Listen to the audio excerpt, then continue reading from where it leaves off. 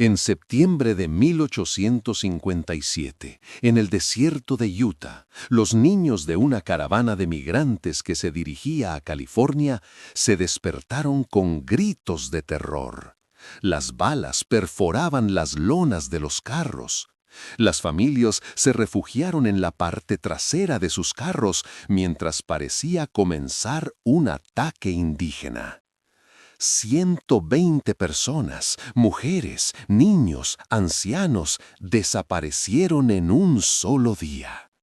Semanas más tarde, las autoridades federales que llegaron a la zona se horrorizaron ante el espectáculo que encontraron en los prados de Mountain Meadows. Tumbas poco profundas, cadáveres destrozados y una terrible realidad. No se trataba de un ataque indígena.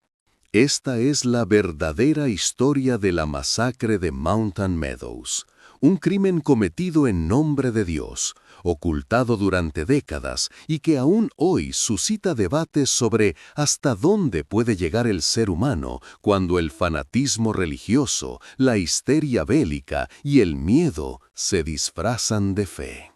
Si te interesan este tipo de historias oscuras basadas en hechos reales que la historia ha intentado enterrar, suscríbete al canal, dale me gusta al video y escribe en los comentarios desde qué país nos escuchas. Queremos saber dónde están nuestros valientes oyentes que no temen enfrentarse a los secretos más oscuros del pasado.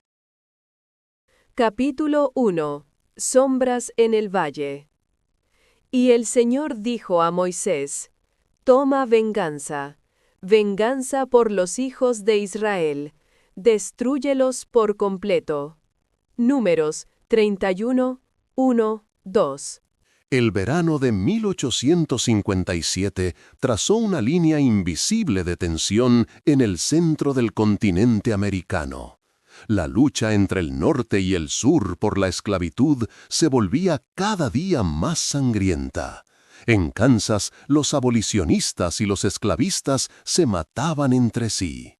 En estas tierras, conocidas como Bleeding Kansas, Kansas sangriente, ya habían comenzado a arder las primeras chispas de la guerra civil que estallaría 4 años después. Mientras el presidente James Buchanan intentaba mantener unida al país desde la Casa Blanca, en el lejano oeste se gestaba silenciosamente una crisis muy diferente. La región de Utah era la tierra prometida de los mormones desde 1847. Bajo el liderazgo de Brigham Young, habían caminado miles de kilómetros hasta llegar a esta árida tierra, tras sufrir linchamientos en Missouri e Illinois y el asesinato de su fundador, Joseph Smith, en el patio de una prisión. Salt Lake City, que habían fundado a orillas del lago Salado, ya no era solo una ciudad, sino la capital de una fe. Aquí, en estas tierras donde el gobierno federal apenas tenía influencia, podían vivir según sus propias leyes. La poligamia era legal, los líderes de la iglesia podían ser al mismo tiempo jueces y gobernadores, y la ley de Dios podía prevalecer sobre las leyes humanas. Pero Washington no podía tolerar esta estructura teocrática. En la primavera de 1857, el presidente Buchanan nombró un nuevo gobernador para Utah y envió tras él a un ejército de 2.500 hombres, lo que hizo saltar las alarmas en Salt Lake City. Brigham Young pensó que se trataba de un nuevo tipo de persecución, similar a la que habían sufrido durante 25 años. El ejército federal se acercaba y la historia demostraba que, cada vez que sufrían persecución, se veían obligados a huir. Esta vez no huirían, esta vez lucharían. Young no midió sus palabras en un sermón que pronunció ante miles de personas en la plaza del templo sagrado en el centro de la ciudad. «Si tus ejércitos llegan aquí», dijo con voz resonante, «estas tierras se convertirán en un infierno para ustedes». Se quemarán todos los pasos, se destruirán todos los puentes, se envenenarán todos los pozos. La multitud aplaudió. Llevan 17 años oprimiéndonos, han asesinado a nuestro profeta, han violado a nuestras mujeres y han dejado huérfanos a nuestros hijos. Ahora es el momento de la venganza de Dios. Estas palabras se extendieron por todos los rincones de Utah. En Cedar City, en Parowan, en los pequeños asentamientos, los pastores repetían el mismo mensaje. Y cada vez que se repetía, el mensaje se volvía un poco más duro, un poco más sediento de sangre. El movimiento conocido como Reforma Mormona ya llevaba desde 1856 sacudiendo la iglesia. Se predicaba que los pecadores serían purificados con su sangre y que los enemigos serían pasados a cuchillo. Ahora, esta retórica había encontrado un objetivo concreto en el ejército federal que se acercaba. Cedar City era un pequeño asentamiento mormón al sur de Utah. Allí vivían unos cientos de personas que trabajaban en las minas de hierro y se dedicaban a la agricultura en tierras áridas. El líder de la ciudad, Isaac Haight, era tanto comandante de la milicia como autoridad eclesiástica. Este hombre de unos 45 años, como comandante regional de la Legión de Nabú, tenía autoridad tanto espiritual como militar. El superior de Haight era William H. Dam, en Parowan, un hombre de mayor rango en la jerarquía mormona, pero menos apasionado que Haight. A finales de agosto había una extraña tensión en el aire en Cedar City. El ejército federal llegaría a Utah en un mes. Young había ordenado que todos los hombres armados estuvieran preparados. Había dicho que era necesario formar una alianza con las tribus nativas Paiute. Los indios son nuestros amigos, había escrito en un circular. Si los alimentamos y armamos, lucharán por nosotros. Cuando llegue el ejército del hombre blanco, las flechas del hombre rojo lo recibirán. Justo en ese momento se acercaba una caravana desde el sur. La caravana Baker Fancher estaba formada por familias procedentes de 4 condados de Arkansas. Los condados de Marion, Carroll, Johnson y Crawford. Todos ellos eran tierras de agricultores que vivían en los campos de algodón y los bosques al oeste del río Mississippi. La caravana estaba organizada por 2 familias. Alexander Fancher, un experimentado líder de caravanas que había ido y vuelto de California 9 años antes. Le acompañaban su esposa Eliza, sus 4 hijos y sus ricos rebaños. John T. Baker era también un granjero acomodado que se había embarcado en el viaje con su familia con la esperanza de construir una nueva vida.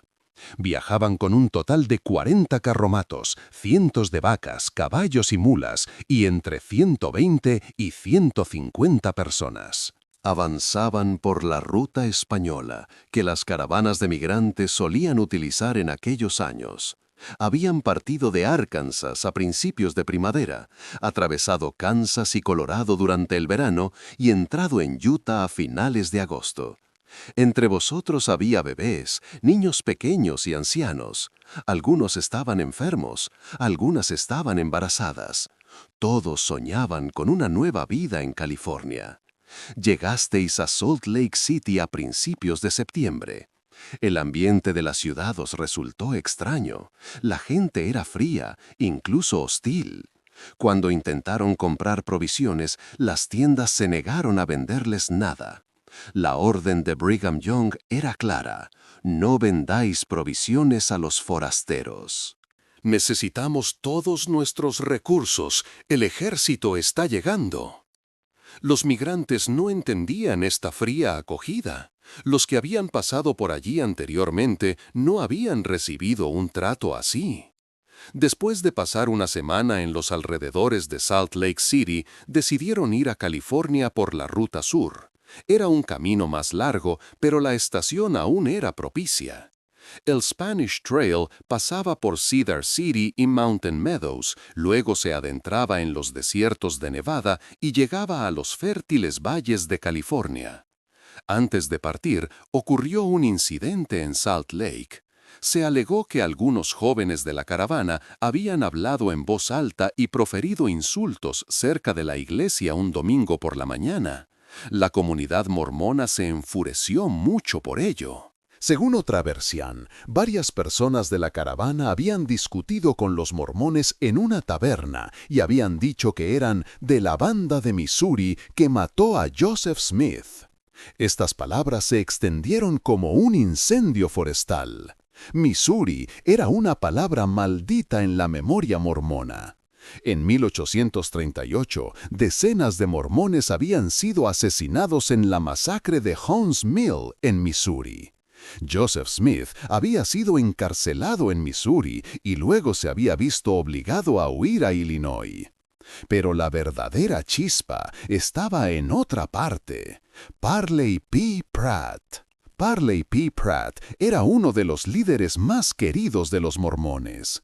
Era miembro del Consejo de los Apóstoles de la Iglesia y predicador itinerante.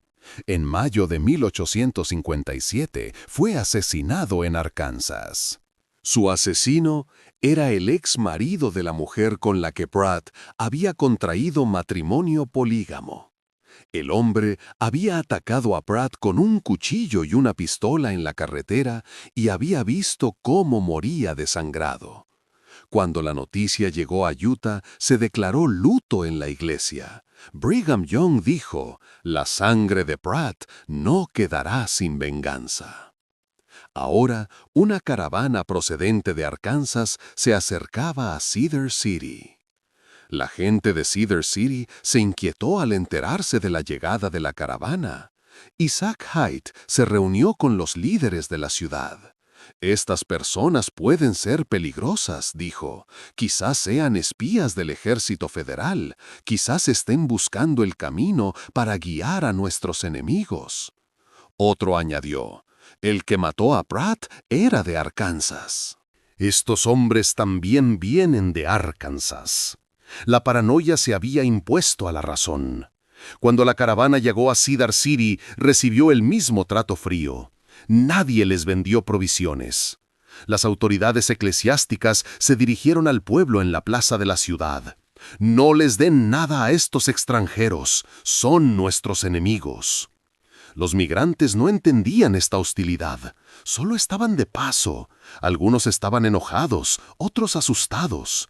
Acamparon cerca de Cedar City durante unos días y luego decidieron continuar su camino hacia el sur, hacia Mountain Meadows. Mountain Meadows era una amplia pradera situada a 50 kilómetros al sur. Recibió su nombre por el verde valle que se abría entre las montañas. Era un lugar ideal para acampar. Había agua, pastos y era propicio para descansar. Los migrantes planeaban quedarse allí unos días para pastar sus animales y reponerse. Llegaron a Mountain Meadows el sábado 5 de septiembre. Ni siquiera tuvieron que colocar los carros en círculo. No era un lugar peligroso. Las mujeres comenzaron a cocinar, los niños corrieron por el valle y los hombres llevaron el ganado a beber. La noche fue tranquila, solo se oía el crepitar de las hogueras, el mugido lejano del ganado y el canto de algunos grillos. Lo que no sabían era que, en la oscuridad de la noche, había siluetas moviéndose en las colinas. Isaac Haight había celebrado una última reunión en Cedar City. A su lado estaba John D. Lee, otro líder miliciano, considerado hijo adoptivo de Brigham Young y figura importante de la iglesia.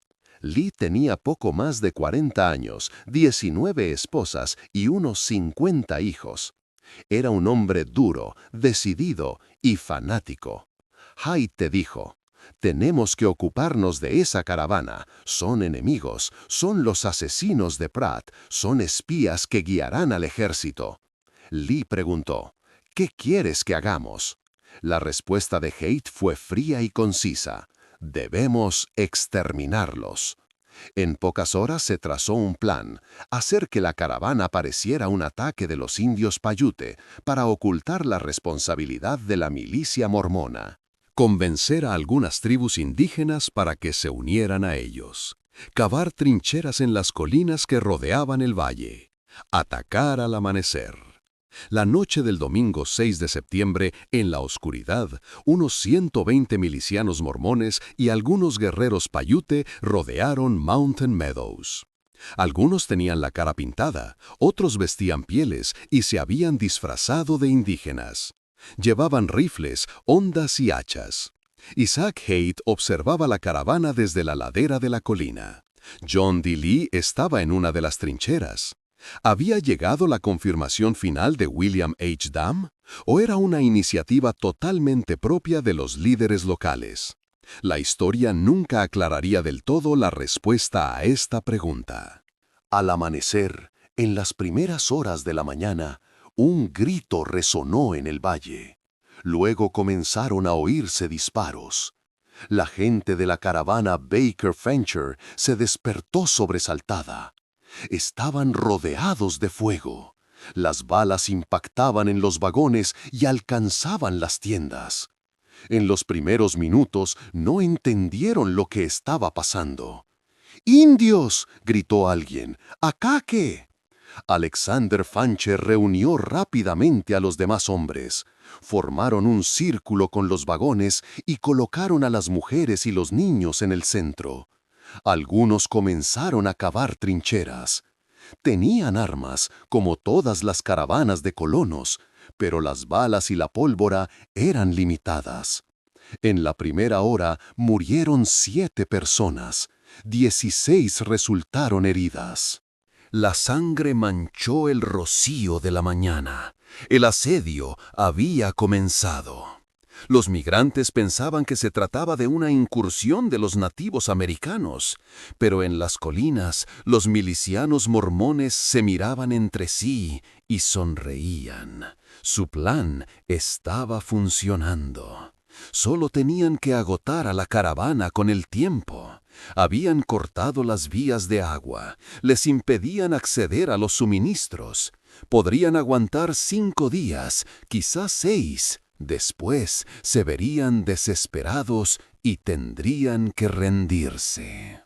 Mientras el valle se enrojecía bajo el sol, los buitres comenzaron a volar en círculos en el cielo. Isaac Haight envió un mensajero a Cedar City. Había que informar a Brigham Young. Pero el mensaje decía: «Hemos sitiado la caravana. ¿Qué quieres que hagamos?». La respuesta, si llegaba, tardaría 3 días en llegar. Durante esos 3 días, en el valle de Mountain Meadows, la muerte se acercaba cada vez más. Capítulo 2. 5 días de infierno. La sed se me ha pegado al paladar. Me has puesto en la tierra de la muerte. Salmos 22:15. Lunes 7 de septiembre de 1857, por la mañana. En el valle de Mountain Meadows, el sol salió iluminando un aire impregnado del olor a sangre. Tras el primer ataque, los migrantes pasaron la noche refugiados detrás de los vagones, enterrados en zanjas que habían cavado apresuradamente. No habían podido dormir en toda la noche. Cada ruido, cada movimiento era una posibilidad de nuevo ataque. Los niños temblaban en brazos de sus madres. Los heridos gemían. 7 cadáveres aún no habían sido enterrados. El valle era un terreno abierto y estaba bajo fuego. Ni siquiera podían dar sepultura a los muertos. Alexander Fancher había reunido a un grupo de 40 hombres. Tenían armas, pero no muchas. Quizás 40 rifles y algunas pistolas. La pólvora y las balas eran muy escasas. «Cada disparo es valioso», les dijo a los demás. «No disparen sin ver el objetivo. No podemos desperdiciar nuestras balas». John T. Baker, sujetándose el hombro herido, se había sentado debajo de uno de los vagones. Su familia estaba a su alrededor. Su esposa, su hijo de 15 años, su hija de 9. Había miedo en sus ojos, pero también obstinación. «No podemos irnos de aquí», dijo Baker. «Si intentamos escapar, nos cazarán en campo abierto. Debemos quedarnos aquí y esperar ayuda. Alguien de Cedar City vendrá seguro. Es un ataque sin sentido. ¿Por qué los indios iban a organizar un ataque tan grande?» Pero nadie venía de Cedar City. Al contrario, en Cedar City, Isaac Haight reforzaba aún más las milicias. Tras el primer día, evaluó la situación. La caravana estaba resistiendo más de lo esperado. Sus hombres eran cazadores y guerreros experimentados. No disparaban al azar, sino que realizaban disparos precisos desde sus trincheras. Esto podía prolongarse mucho tiempo. Haight pensó que necesitaban otro plan. John D. Lee, procedente de la pequeña localidad de Harmony, había comenzado a supervisar la situación personalmente. La granja de Lee estaba cerca de Mountain Meadows. Conocía bien la zona. Conocía cada roca y cada paso del valle.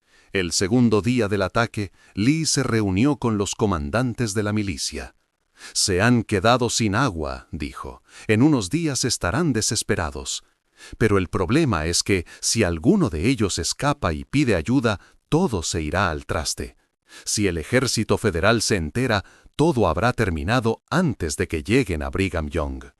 Uno de los milicianos preguntó, «¿Ha llegado la respuesta de Brigham Young?» Haight negó con la cabeza. «El mensajero acaba de partir. Salt Lake está a 3 días de distancia, pero podemos actuar sin esperar la respuesta.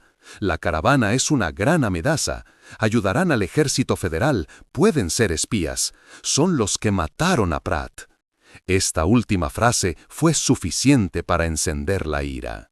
En la memoria colectiva de los mormones, la muerte de Parley Pratt era aún una herida reciente. Arkansas era ahora territorio enemigo. Esas personas eran enemigos. Los ataques continuaron durante el segundo día. Se realizaban disparos aleatorios desde las colinas y la caravana intentaba responder. Pero la desventaja de los migrantes era evidente. No tenían agua. El pequeño arroyo que atravesaba el centro del valle estaba controlado por las milicias mormonas. Los migrantes intentaban arreglárselas con los bidones de agua que guardaban en los carros, pero ésta se estaba agotando rápidamente. Los niños lloraban de sed.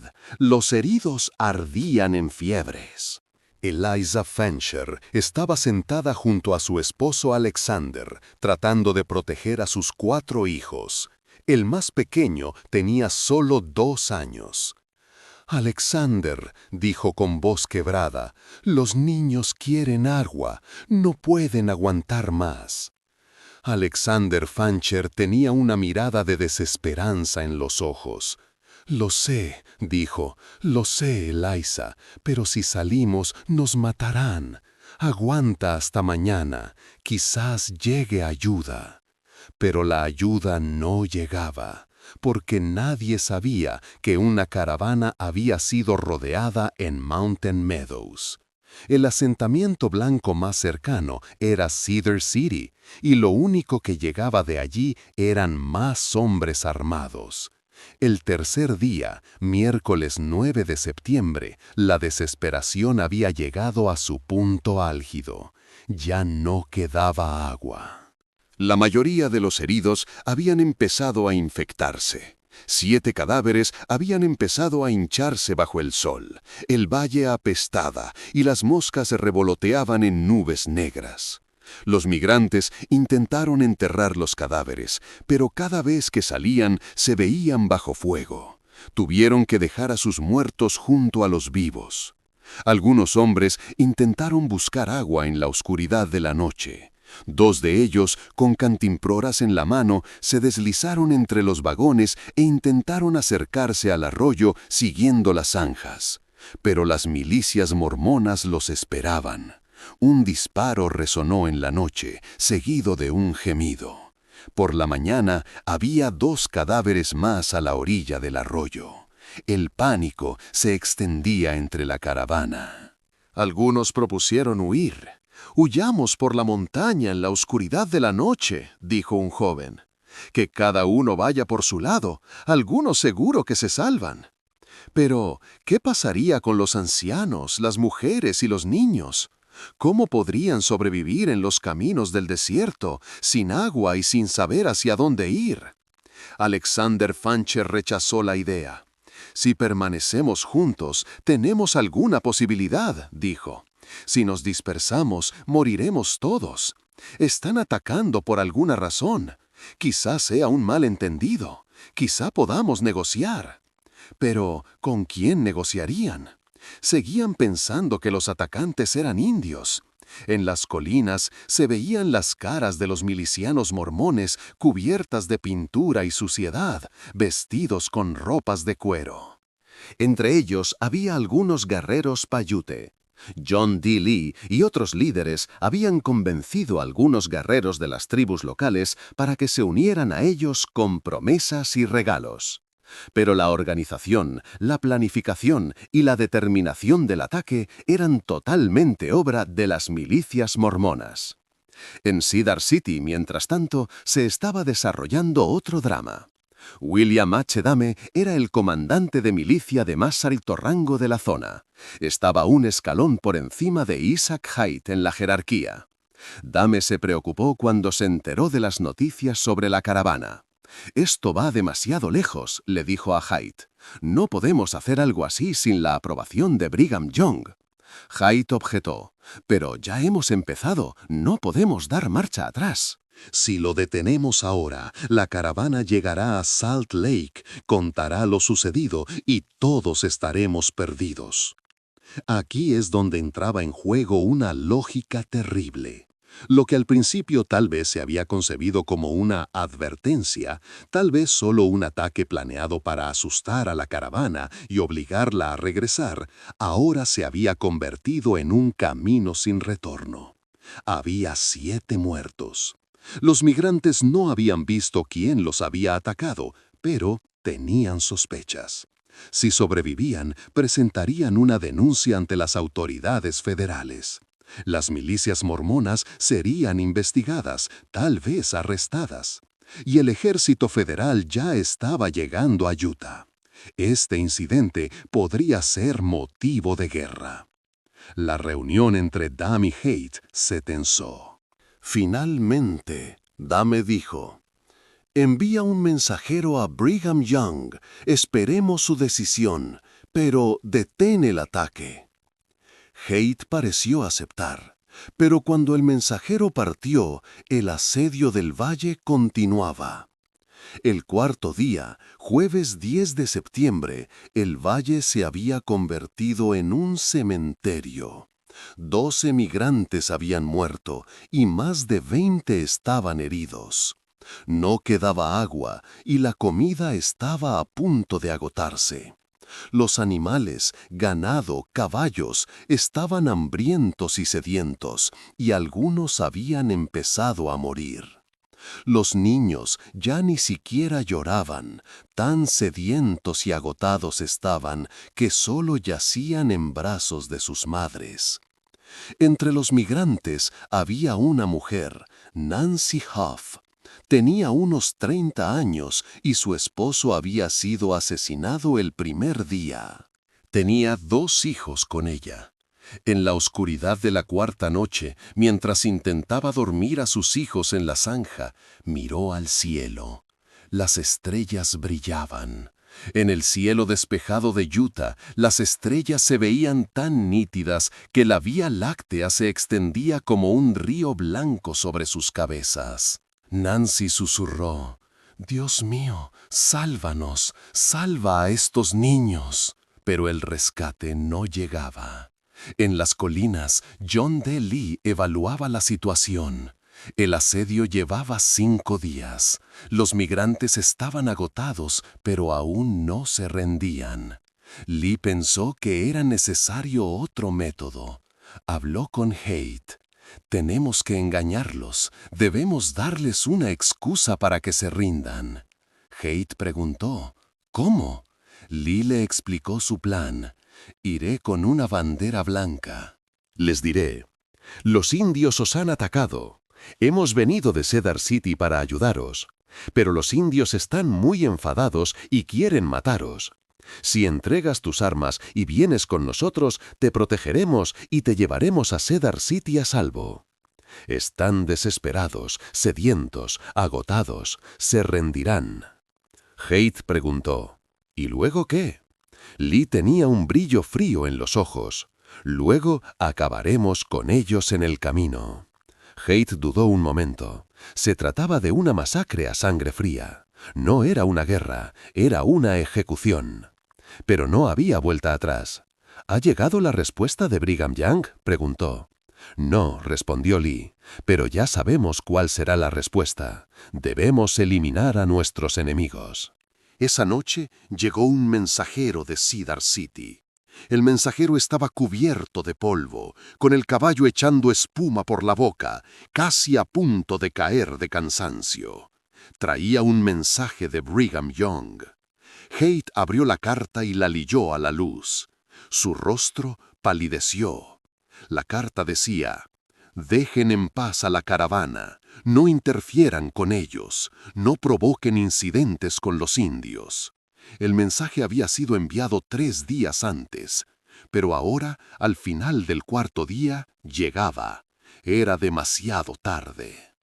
Haight dobló lentamente la carta. Miró a Lee. «Esto no cambia nada», dijo. «Ya hemos ido demasiado lejos. Si nos detenemos ahora, serán testigos. Todo el mundo se enterará de que hemos atacado. Brigham Young también quedará arruinado. No, debemos terminar esto». Lee asintió con la cabeza. «Mañana por la mañana me iré». El 5.º día, el viernes 11 de septiembre de 1857 por la mañana, reinaba el silencio en el valle. Desde la noche anterior no se habían oído disparos. Los migrantes no entendían ese silencio. ¿Quizás los atacantes habían desistido? ¿Quizás estaba llegando ayuda? A primera hora de la mañana se vio movimiento en el extremo norte del valle. 2 hombres se acercaban a pie. Uno de ellos llevaba un paño blanco en la mano. Parecía una bandera. Los migrantes los observaban con asombro. A medida que los hombres se acercaban, se dieron cuenta de cómo iban vestidos. No eran indios, eran hombres blancos. Llevaban ropa mormona. John D. Lee, agitando la bandera blanca, se acercó junto con William Bateman a las carretas que rodeaban la caravana. «¡No disparen!», gritó. «Venimos en son de paz». Alexander Fancher, junto con otros hombres, salió de entre las carretas. No había bajado su rifle, pero no disparaba. Lee se acercó, sonriendo. Tenía una expresión de sincera preocupación en el rostro, como si realmente hubiera venido a ayudar. «Amigos», dijo Lee, con voz suave y tranquilizadora, «soy John D. Lee, de la colonia Harmony. He oído lo que les ha pasado. Es terrible. Los indios Paiute les han atacado». Fancher lo miró con recelo. «¿Quién eres?» «Soy del equipo de rescate de Cedar City», dijo Lee. «Nos han informado de que una caravana ha sido rodeada por los indios. Brigham Young nos ha ordenado que protejamos a todos los colonos. Hemos venido enseguida. Pero el problema es...» Lee miró a su alrededor y susurró como si temiera que alguien pudiera oírlo. «Los indios siguen por aquí. Están muy enfadados. Quieren matarlos. Si se quedan aquí, volverán a atacarlos, y esta vez ninguno se salvará». Fancher estaba confundido. Llevaban 5 días luchando. Había muertos y heridos. No tenían agua ni comida. Y ahora este hombre les ofrecía ayuda. Pero algo no cuadraba. «¿Cómo podemos confiar en ti?», preguntó. Lee se llevó la mano al corazón. «Dios es mi testigo, los protegeremos. Pero hay una condición, deben entregar sus armas, porque si los indios ven a hombres armados, atacarán. Si estáis desarmados, les diremos, son prisioneros, están bajo nuestra protección. Entonces no atacarán. Os llevaremos a Cedar City a salvo, y desde allí vuestras familias podrán continuar su camino». Se inició una discusión en la caravana. Algunos decían, «Es una trampa». Otros decían, «No tenemos otra opción». Las mujeres lloraban. Los niños estaban agotados por la sed. Los heridos se estaban muriendo. John T. Baker dijo, «Si entregamos nuestras armas, quedaremos completamente indefensos». Lee respondió, «¿Pero no están ya indefensos? Llevan 5 días sitiados. No tienen agua ni comida. En unas horas todos morirán. Les estoy dando una oportunidad. Acepten». Se hizo el silencio. Entonces una mujer habló. «Salven a nuestros hijos», dijo. «Por favor, si nos matan, mátennos, pero salven a nuestros hijos». Lee asintió con la cabeza. «Te lo prometo», dijo. «Nadie saldrá herido». Alexander Fancher miró fijamente a Lee durante un largo rato. Luego inclinó lentamente la cabeza. «De acuerdo», dijo. «Aceptamos». En ese momento se selló el destino del valle de Mountain Meadows. Se ordenó a los migrantes que se dividieran en 3 grupos. En el primer grupo, los heridos más graves y los niños pequeños fueron subidos a los vagones. En el segundo grupo iban las mujeres y los niños mayores que podían caminar. En el tercer grupo iban los hombres desarmados que caminarían en fila india. Cada hombre iría acompañado de un miliciano mormón para protegerlo. Se recogieron las armas, rifles, pistolas, cuchillos. Todo se cargó en un vagón. Los migrantes ya estaban indefensos. Se acercaba el mediodía. El sol estaba en lo alto y hacía un calor abrasador. La caravana se puso lentamente. El primer vagón comenzó a avanzar llevando a los heridos y a los niños. Detrás iban las mujeres y los niños. Al final iban los hombres, cada uno acompañado por un miliciano mormón armado. Salieron del valle y tomaron el camino que llevaba al norte, hacia Cedar City. John D. Lee caminaba al frente del grupo. Todavía tenía esa sonrisa tranquilizadora en el rostro, pero por dentro estaba contando los minutos. Después de caminar media hora, el camino se estrechó un poco. A la derecha había rocas, a la izquierda matorrales. Lee tiró de las riendas y se detuvo. Se dio la vuelta y miró a tus compañeros milicianos. Luego gritó en voz alta, «¡Cumplid vuestro deber!». Era la señal. En ese momento, cada miliciano mormón apuntó con su arma a la cabeza del hombre que tenía al lado y apretó el gatillo. 10, 20, 30 armas dispararon a la vez. Los hombres cayeron al suelo, cubiertos de sangre. Algunos murieron en el acto, otros comenzaron a retorcerse en el suelo. Las mujeres gritaron, los niños intentaron huir. Pero de entre los matorrales y detrás de las rocas surgieron cientos de milicianos mormones y guerreros paiute. Llevaban rifles, cuchillos, hachas y palos. La masacre había comenzado. Las mujeres intentaron huir, pero fueron abatidas. Los niños suplicaron, pero fueron asesinados. El vagón donde se encontraban los heridos fue blanco de los disparos. Todos los que estaban dentro fueron acribillados. Algunos murieron sin siquiera salir del vagón. Nancy Hoff corrió tratando de proteger a sus 2 hijos. Un miliciano mormón se acercó y le apuntó con su rifle. Nancy gritó: «¡Por favor, mis hijos!». El miliciano disparó. Nancy cayó al suelo. Se echó sobre sus hijos. El miliciano sacó su cuchillo y se acercó. En 10 minutos, el camino de Mountain Meadows se convirtió en un cementerio. Habían matado a 120 personas. Hombres, mujeres, jóvenes, ancianos, a todos. Solo habían dejado con vida a 17 niños pequeños, la mayoría menores de 6 años.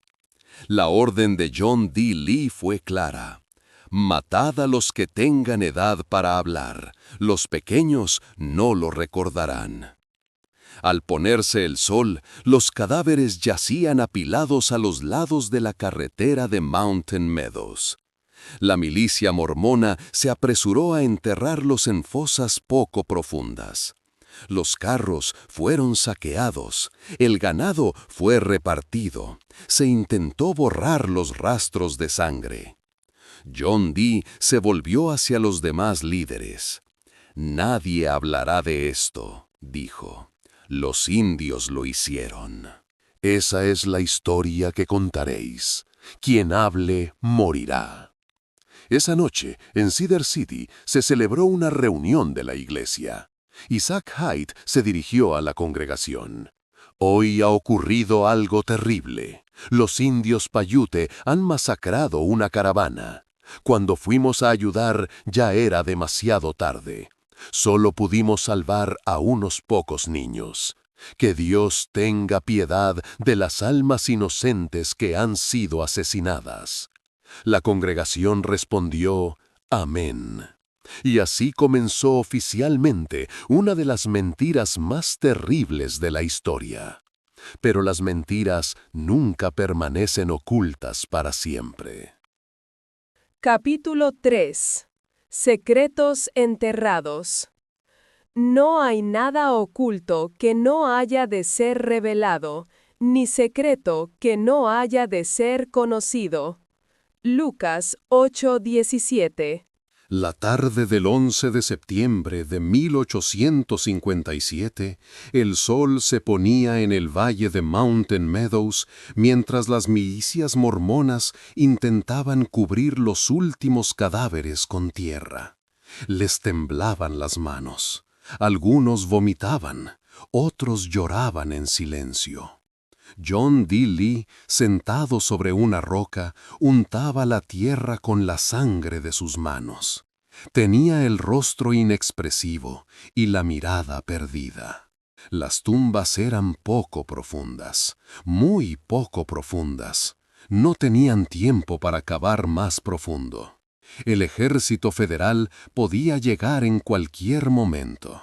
Tenían que regresar a Cedar City, lavarse las manos y la cara y volver a su vida normal, como si nada hubiera pasado.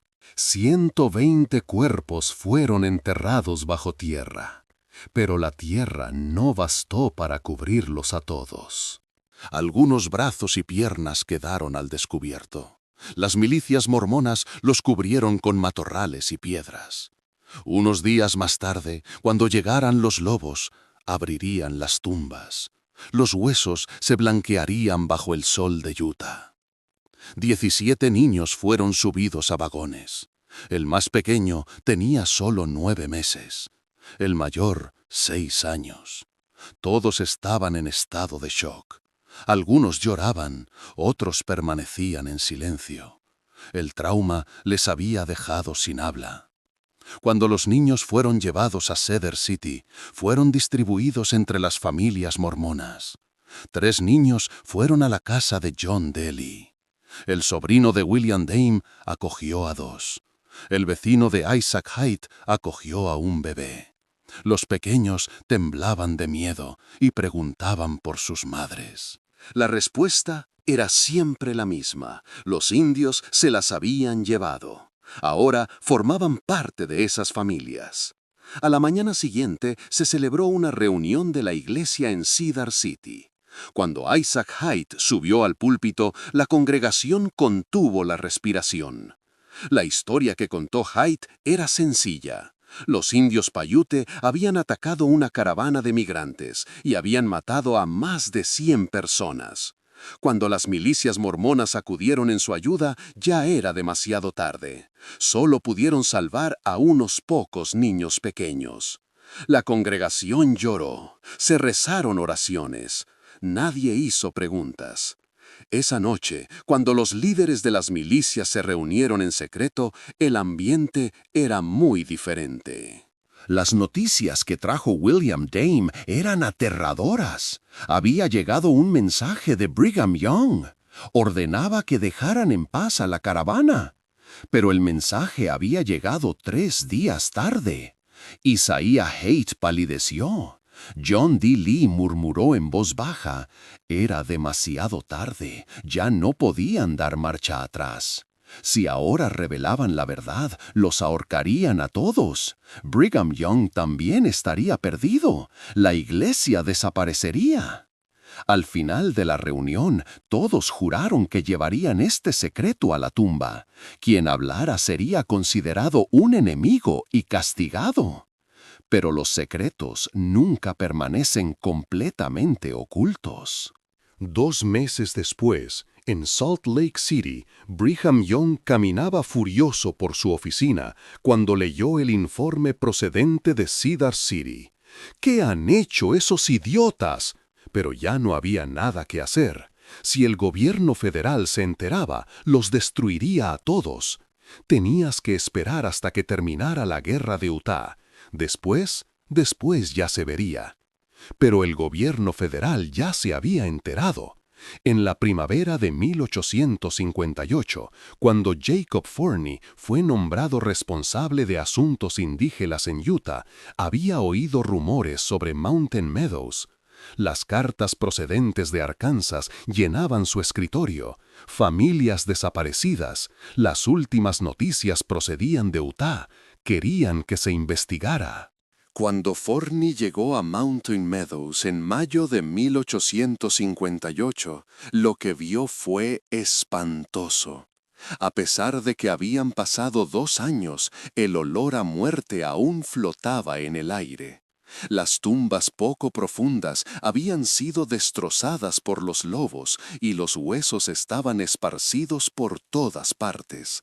Cráneos, costillas, huesos largos, blanqueados por el sol, arrastrados por el viento. Restos de carretas, objetos quemados, ropa rasgada.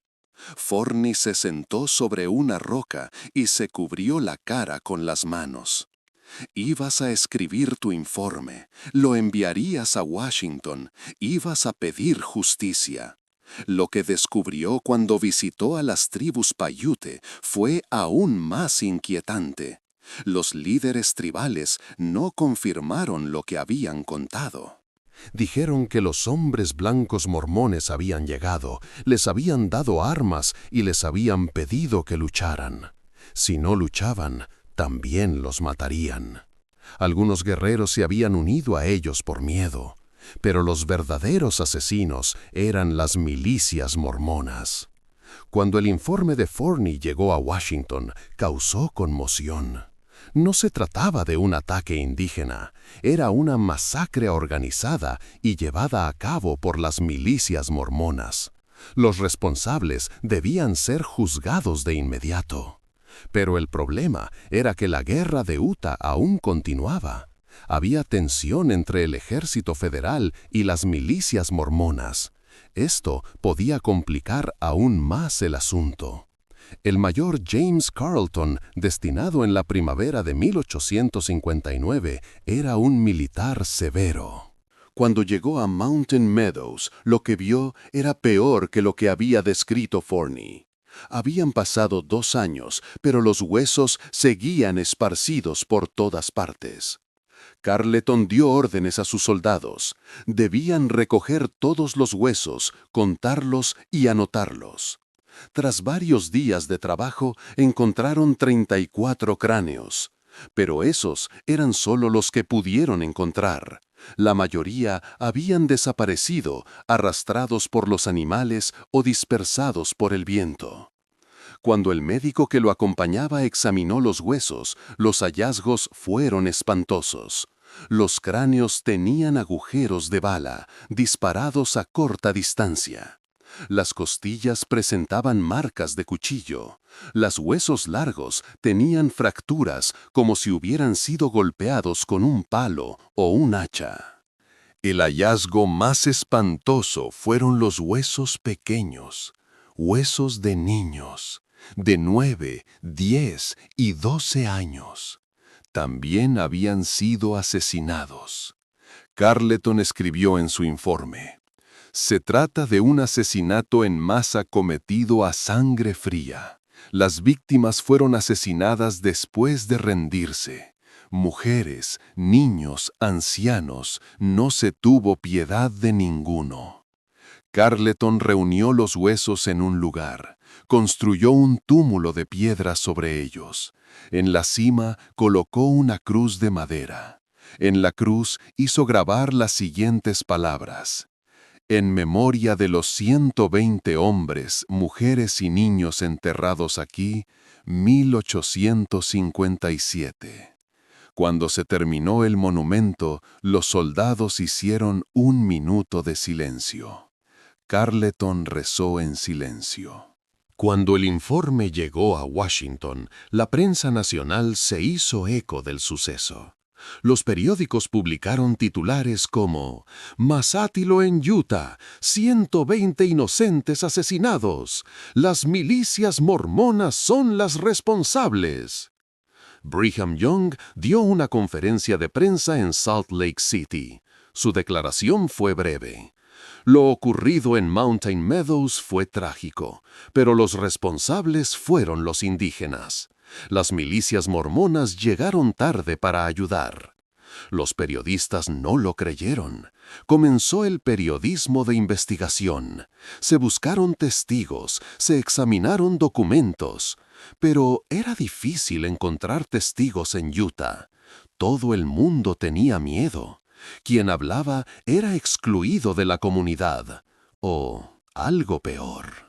Entre 1859 y 1860 se preparó una acusación contra 9 milicianos mormones: John D. Lee, Isaac Haight, William Dame, John Higbee, Philip Klingensmith y otros. Pero no se produjeron detenciones. Los tribunales locales de Utah no cooperaron. Los testigos desaparecieron, los documentos se perdieron. Luego, en 1861, comenzó la Guerra Civil. Estados Unidos comenzó a luchar contra sí mismo. 4 años, 600,000 muertos.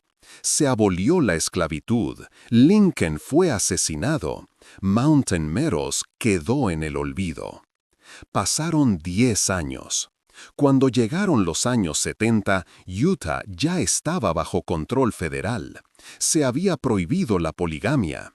El poder político de la Iglesia mormona había disminuido. Cuando el nuevo fiscal federal, William Carey, revisó los archivos antiguos, encontró el expediente de Mountain Meadows. Lo leyó. Se enfureció. ¿Cómo podía quedar impune? En 1872 reabrió la investigación. Comenzó la búsqueda de testigos. Carey encontró a Philip Klingensmith. Klingensmith era un miliciano que había participado en la masacre. Había estado escondido durante años, viviendo en Nevada con un nombre diferente. Carey te hizo una oferta. Si confesabas, te protegerían y te darían una nueva identidad. Pero si no hablabas, también te juzgarían. Klingensmith lo pensó toda la noche. Al amanecer, tomó una decisión. Confesaría. En julio de 1874, Philip Klingensmith prestó juramento en un tribunal de Nevada. Tu confesión tuvo un efecto devastador. Dijo que en septiembre de 1857 estaba en Mountain Meadows y que participó en la masacre. Contó que Isaac Hyde dio la orden, John D. Lee hizo el plan y William Dame lo aprobó. Dijo que no sabía cuál fue el papel de Brigham Young, pero que Hyde dijo que John lo había aprobado. Había guerra en Utah, había miedo, había ira. En los sermones se decía, acabad con los enemigos. Describiste la masacre con detalle. Contaste que atacaron la mañana del 7 de septiembre, que los sitiaron durante 5 días, que el 11 de septiembre Lee fue con una bandera blanca a recoger la rendición, y que luego los mataron a todos en el camino, a hombres, mujeres y niños, a 120 personas, quizás más, no las contaron. La confesión de Klingensmith fue noticia en los periódicos. El gobierno federal entró en acción. Se emitieron órdenes de arresto. John D. Lee llevaba 15 años fugado. Había cambiado de nombre y se había escondido en Arizona, en Colorado, en granjas remotas. Pero en noviembre de 1874 fue capturado. Cuando los agentes federales irrumpieron en su granja al amanecer, Lee saltó de la cama, buscó su arma, pero estaba rodeado. Había una orden de arresto. Lee levantó lentamente las manos, con el rostro impasible. Era como si hubiera estado esperando ese día. Lee fue trasladado a Salt Lake City. Durante su primera noche en la cárcel, miró por la ventana. Las estrellas brillaban. 17 años antes, esas mismas estrellas habían iluminado Mountain Meadows. Esa noche, 120 personas se habían acostado a dormir. No despertaron a la mañana siguiente. Lee apoyó la cabeza contra la ventana. Por primera vez, 17 años después, lloró. El juicio comenzó en julio de 1875. La sala del tribunal estaba abarrotada. Estaba llena de periodistas, curiosos y familiares de las víctimas. Los familiares que habían venido desde Arkansas miraban a Lee con ira. Lee estaba sentado en el banquillo de los acusados, con el rostro sereno y las manos esposadas. En su discurso de apertura, el fiscal acusó a Lee de liderar una de las masacres más horribles de la historia. 120 personas inocentes habían sido asesinadas por orden de este hombre. Mujeres, niños, ancianos. No se había tenido piedad de ninguno de ellos. El abogado defensor alegó que su cliente era inocente. Lee estaba en Mountain Meadows ese día, pero no mató a nadie. Fue a ayudar, salvó a los niños. Los verdaderos asesinos fueron los indios Paiute. Se llamó a los testigos. Cuando Klingensmith subió al estrado, miró a Lee y apartó la vista. Contaste que Lee había planeado todo, que había ido con una bandera blanca y que había dado la señal. La defensa objetó. Klingensmith también estaba allí, también había matado, y ahora mentía para que lo perdonaran. Se llamó a otros testigos. Algunos acusaron a Lee, otros lo defendieron, y otros dijeron que no lo recordaban. El jurado era mayoritariamente mormón. 8 de los 12 miembros pertenecían a la comunidad mormona. Al final del juicio, que duró 2 semanas, el jurado no llegó a un veredicto. 8 miembros dijeron inocente y 4 dijeron culpable. El presidente del tribunal desestimó el caso. Lee quedó en libertad, pero no era libre. Brigham Young excomulgó a Lee. El Consejo de la Iglesia anunció su decisión. John D. Lee había sido excomulgado de la Iglesia por su papel en la masacre de Mountain Meadows. Ya no era miembro de la comunidad de los santos. Lee se quedó en estado de shock cuando se enteró de la noticia. La mayoría de sus 19 esposas lo abandonaron. Sus hijos no lo miraban a la cara. Los que lo conocían en Cedar City lo ignoraban por la calle. Se había convertido en un chivo expiatorio. Lee se retiró a una cueva y comenzó a vivir solo. Por las noches oía los gritos de Mountain Meadows y por el día veía los cráneos. En la primavera de 1876, el fiscal federal inició un nuevo juicio. Esta vez, el jurado sería diferente, menos mormones y más funcionarios federales. Lee fue arrestado de nuevo. El segundo juicio comenzó en septiembre de 1876. La sala del tribunal volvía a estar llena, pero el ambiente era diferente, más tenso, más peligroso. Los testigos eran más valientes porque Brigham Young se estaba muriendo. El anciano líder estaba enfermo. Sus fuerzas habían disminuido y también lo había hecho el miedo. Los testigos subieron uno a uno al estrado. Acusaron a Lee. Diste detalles sangrientos. El jurado escuchó con horror. Lee hizo su última defensa.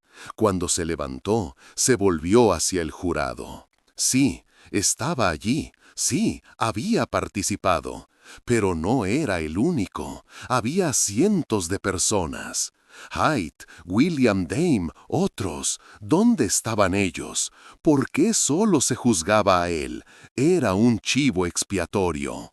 Brigham Young lo había sacrificado. La Iglesia lo había sacrificado.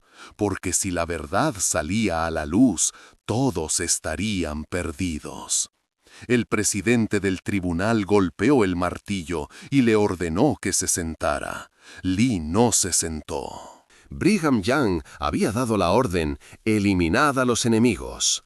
Había dicho, había la guerra de Utah, había dicho que utilizaran a los indios. Volvió a golpear el mazo. Lee finalmente se sentó. Bajó la cabeza. Lo sabía, había perdido. El jurado deliberó durante 2 horas. Cuando regresó, anunció el veredicto: culpable.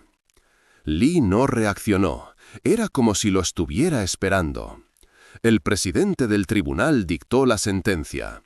John D. Lee había sido declarado culpable de asesinato en primer grado por la masacre de Mountain Meadows. La pena: muerte por fusilamiento. Lee levantó la cabeza y preguntó dónde sería. La respuesta del presidente del tribunal fue fría: en Mountain Meadows, en el lugar donde se cometió el crimen. Lee sonrió por primera vez. Una sonrisa amarga. Era apropiada. Se fijó la fecha del 23 de marzo de 1877. 20 años después, en el mismo lugar. El destino de Lee estaba sellado. Pero la pregunta principal seguía sin respuesta. ¿Qué pasaría con los demás? Isaac Haight, William Dame, cientos de milicianos. ¿No iban a ser castigados nunca? ¿Y Brigham Young de verdad no sabía lo que había pasado en Mountain Meadows? Capítulo 4. Recordar y ajustar cuentas. La verdad te hará libre. Juan 8:32. 23 de marzo de 1877, Mountain Meadows.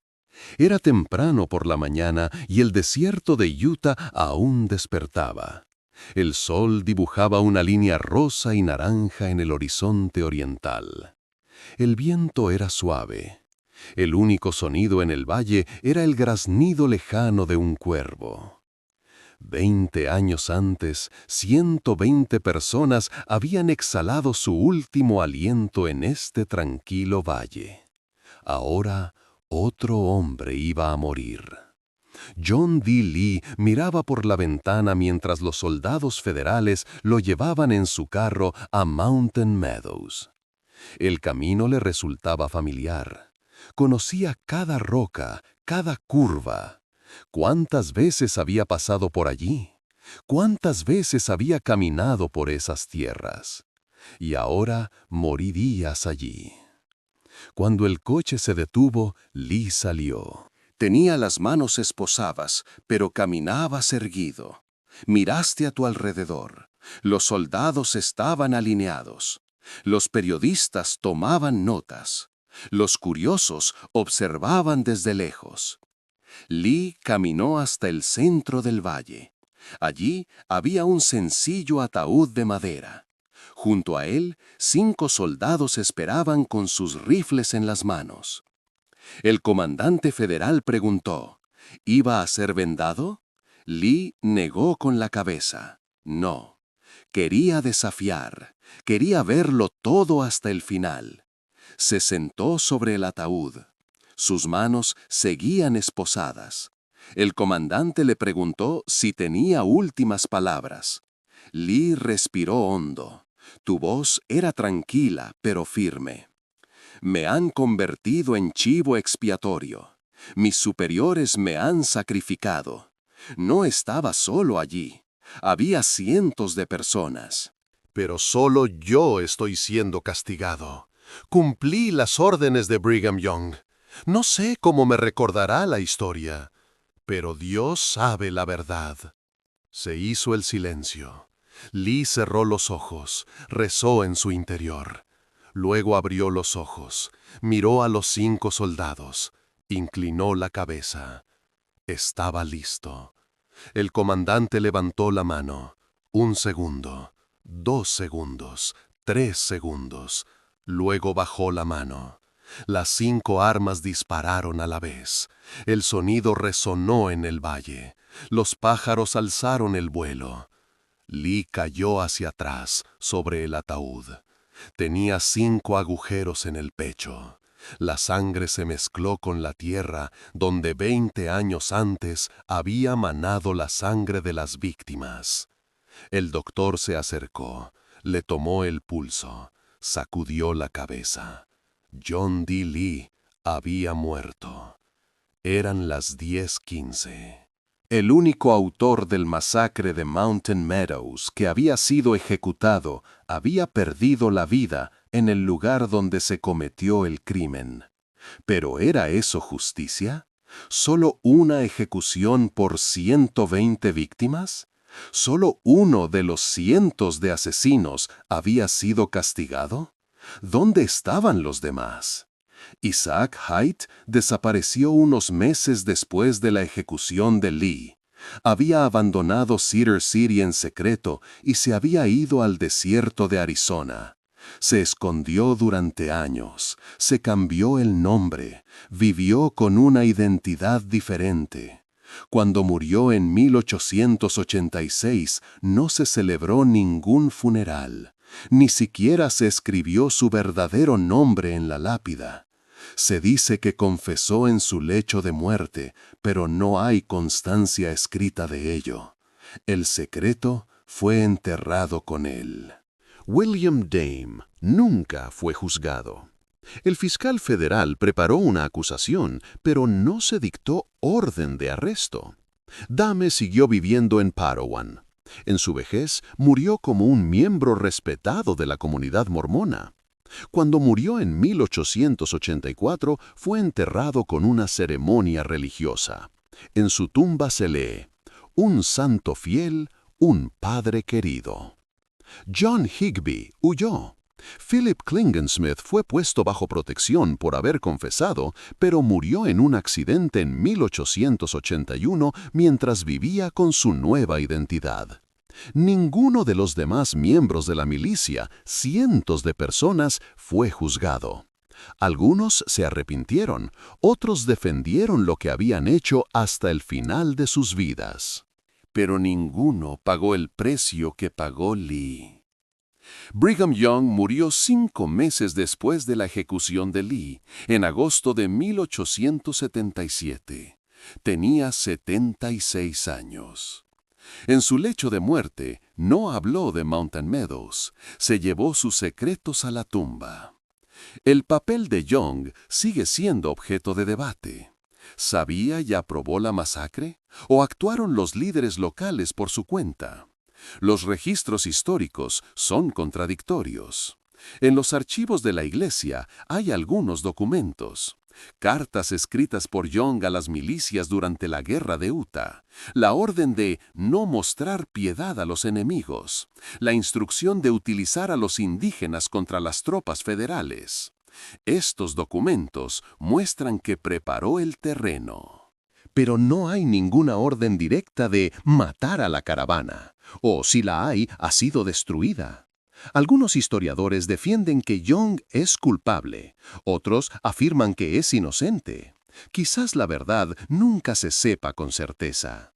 17 niños fueron encontrados por funcionarios federales en 1859. Habían vivido durante 2 años en casas de familias mormonas. Algunos habían sido maltratados, otros bien cuidados, pero todos habían sufrido traumas. Cuando el agente federal Jacob Forney los recogió, algunos lloraban, otros se quedaron en silencio. Una niña pequeña se aferró a su madre mormona y no quería irse. Durante 2 años había sido su hija.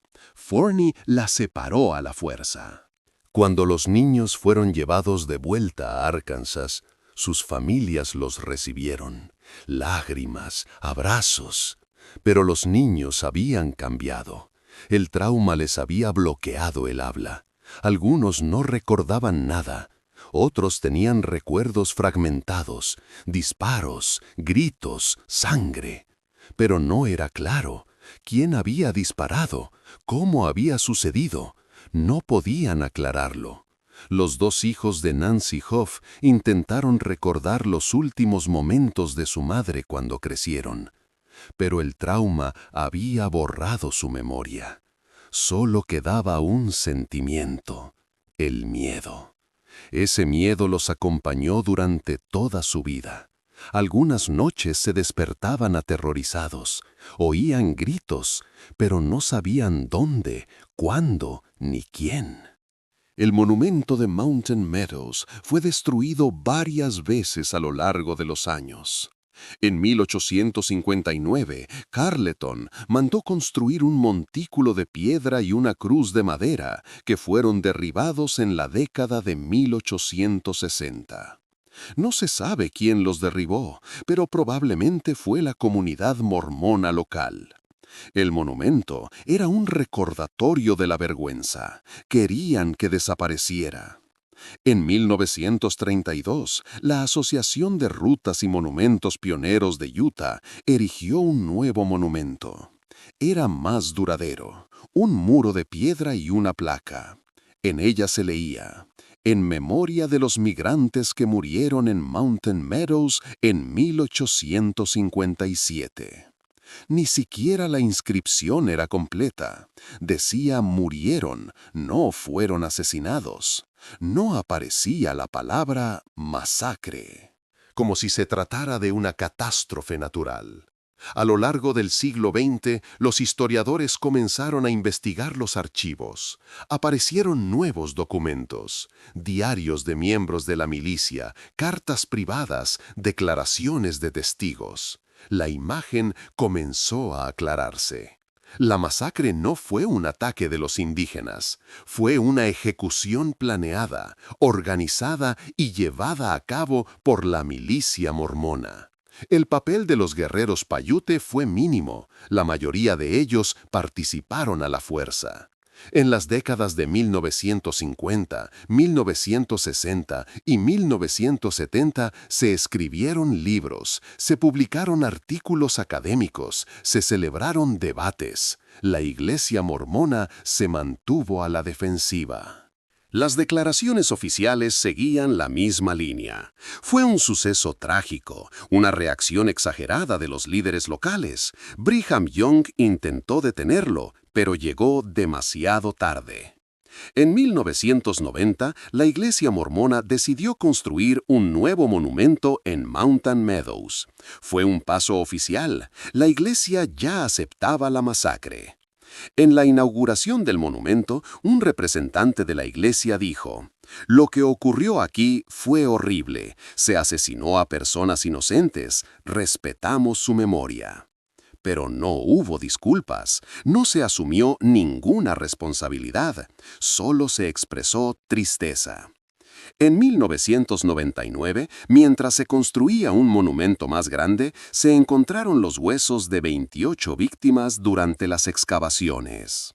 Mientras los trabajadores de la construcción excavaban con palas, uno de ellos gritó: «¡Hay algo aquí!».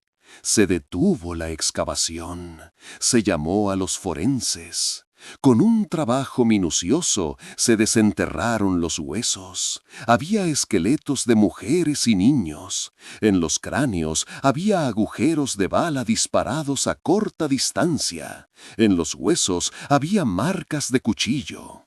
Las pruebas científicas confirmaron los testimonios de los testigos. Las víctimas habían sido asesinadas después de rendirse. A corta distancia, en la cabeza, en el pecho, no se les había perdonado la vida.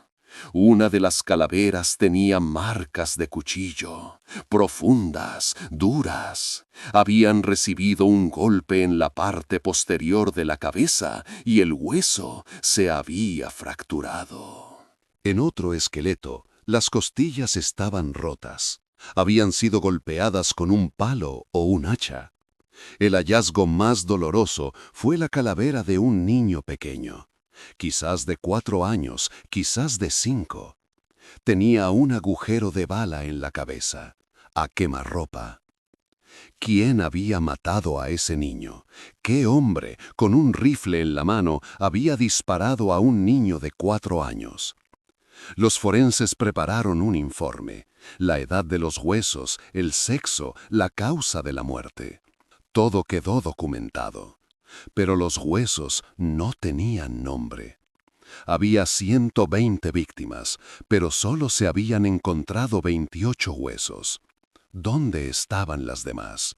¿Las había tragado la tierra? ¿Las habían arrastrado los animales? ¿Las había dispersado el viento? Se debatió qué hacer con los huesos. Los científicos querían más investigaciones, pruebas de ADN, datación por carbono, análisis detallados. Pero las familias de las víctimas se opusieron. Dejad descansar a nuestros seres queridos, enterradlos de una vez. Habían pasado 142 años, ya era suficiente. Los huesos fueron enterrados de nuevo, con una ceremonia religiosa, con rituales mormones y cristianos. Las familias de las víctimas asistieron, nietos y bisnietos que habían venido desde Arkansas.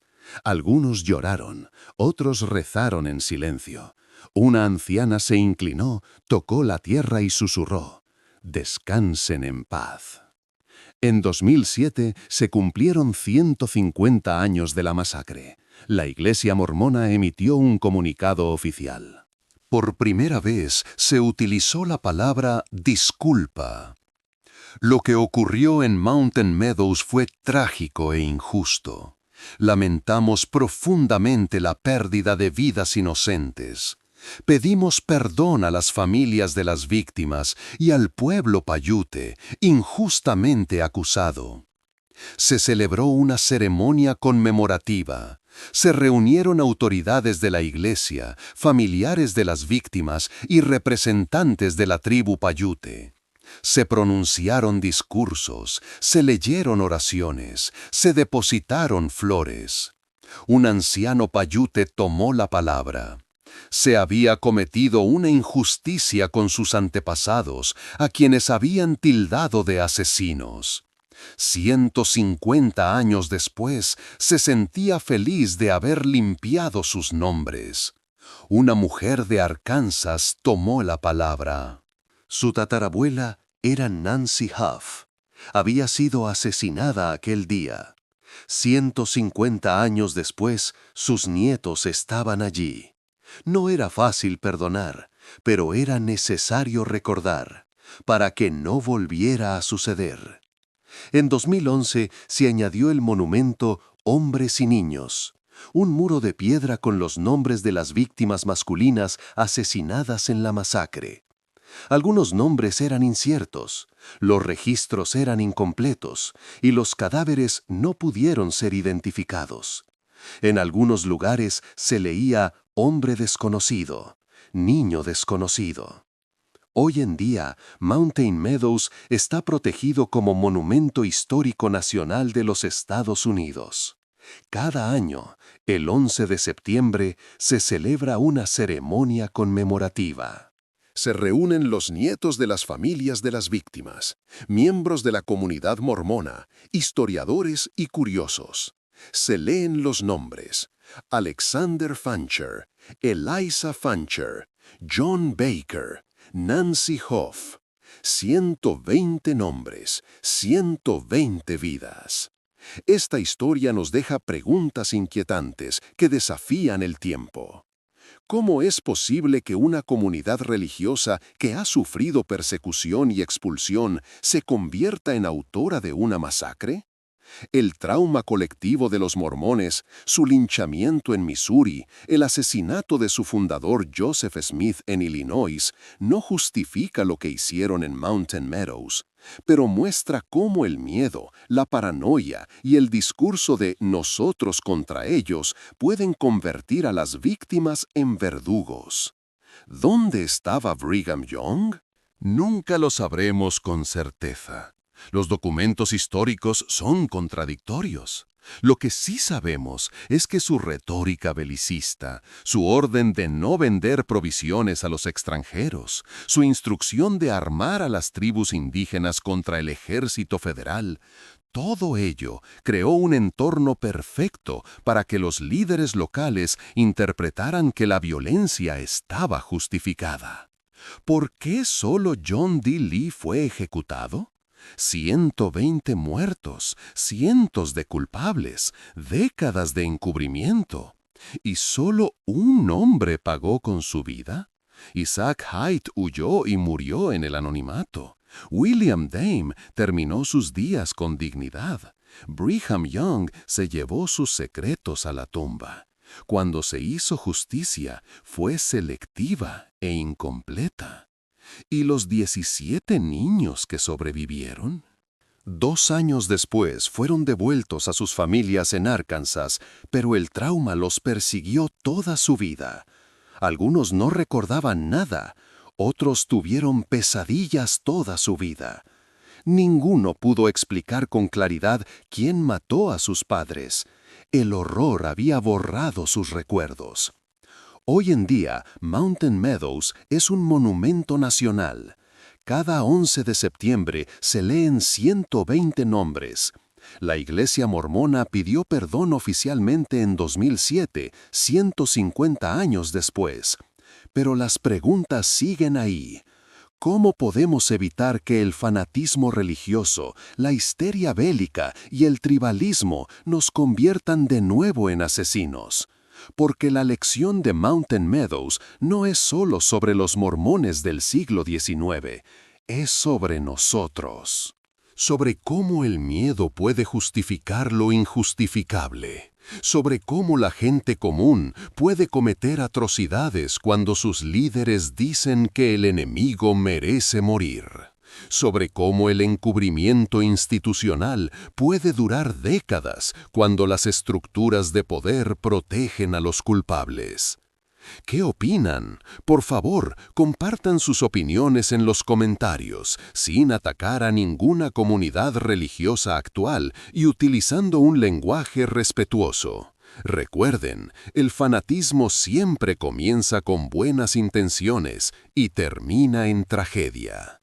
Esta historia no es para olvidar, sino para recordar, porque quienes olvidan la historia están condenados a repetirla.